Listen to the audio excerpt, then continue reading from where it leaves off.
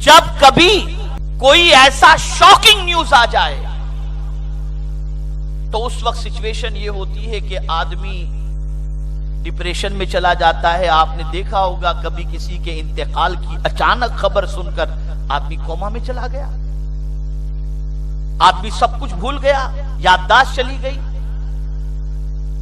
Depression کا شکار ہو گیا. اور بہت سارے لوگ, ابھی ایک خاتون کا انتقال میں یہ سمجھتا ہوں کہ کم و بیش 10-12 روز پہلے ہوا. وہ خاتون بستر علالت پر صرف لکوڈ اس کے منہ میں ڈالی جاتی تھی. آپ جانتے ہیں, میرا خیال ہے کہ تقریباً 10 سال سے چند قطروں پر وہ جی رہی تھی اور کوما میں تھی. صرف چند قطرے اس کے منہ میں ڈالے جا رہے تھے, کھانا وغیرہ کچھ بھی نہیں چل رہا. تو بہت سارے شاکنگ نیوز سننے کے بعد کوما میں چلے جاتے ہیں, ڈپریشن کے شکار ہو جاتے ہیں.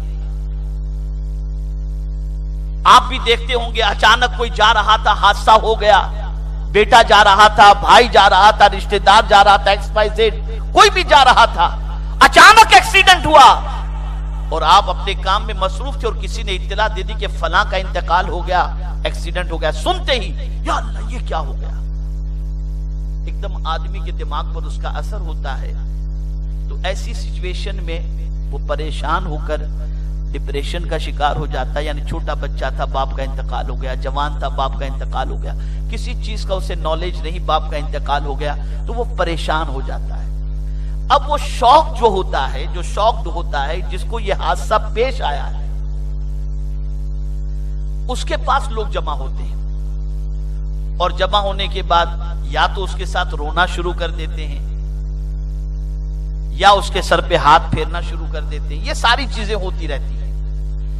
اور کبھی ایسا ہوتا ہے کہ کچھ لوگ ایسی باتیں کر بیٹھتے ہیں, یا اللہ یہ تیرے ساتھ کیا ہو گیا, ایسا تو نہیں ہونا چاہیے تھا, اب کیا ہوگا. یعنی عجیب عجیب قسم کی باتیں ہوتی ہیں جس کی وجہ سے وہ شخص اور پریشانی میں گرفتار ہو جاتا ہے. تو اب ایسے موقع پر قرآن نے ہمیں کیا نصیحت فرمائی, کیا نصیحت فرمائی؟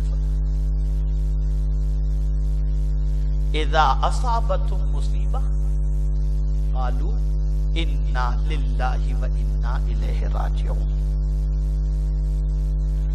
جب اس قسم کی تمہیں کوئی مصیبت پہنچے تو جنہیں پہنچی تھی ان کی زندگی کو آئیڈیل بناؤ کہ جنہیں مصیبت پہنچی انہوں نے کہا انا للہ و انا الیہ راجعون. تو تمہیں اسی وقت خیال آئے گا یہ جانے والا تو آج چلا گیا, میں بھی تو پلٹ کر اس کی طرف جانے والا ہوں. تو جب تمہاری زبان سے یہ کلمات نکلیں گے تو اللہ کے ذکر کی برکت سے اللہ تمہارے قلب پر سکون کو نازل فرما دے گا. اسی لیے میں آپ کو بتاؤں کہ کینسر کا مریض ہو, ٹی بی کا مریض ہو, یا سخت سے سخت بیماری کے اندر گرفتار مریض ہو, آپ کبھی ڈاکٹر سے مایوسی کے الفاظ نہیں سنیں. ڈاکٹر ہمیشہ حوصلے کی بات کرے گا. ڈاکٹر یہی کہے گا آپ فکر نہ کریں, میں پوری کوشش کروں گا آپ جلدی سے صحت مند ہو جائیں گے.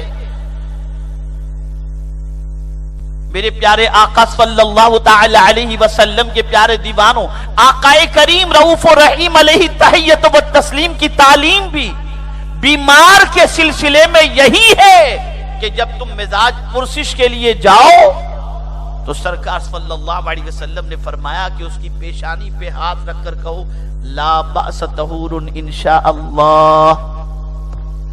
اچھا میں حیران ہوں کہ سرکار صلی اللہ علیہ وسلم نے مریض کی عیادت کی اتنی فضیلت بیان فرمائی, اتنی فضیلت بیان فرمائی کہ اللہ اکبر. یہاں تک حضور صلی اللہ علیہ وسلم نے فرما دیا کہ جو شخص گھر سے وضو کر کے مریض کی عیادت کے لیے نکلا گویا وہ شخص جنت کے پھل کو چننے کے لیے نکلا.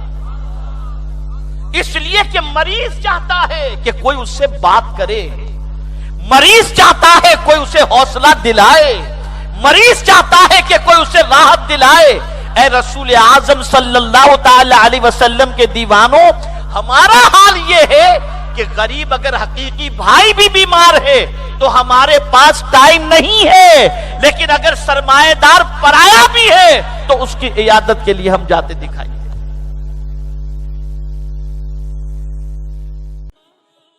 لائک کریں، سبسکرائب کریں اور اس کے بعد بیل آئیکن کو دبائیں تاکہ ہماری ویڈیوز آپ تک سب سے پہلے پہنچے۔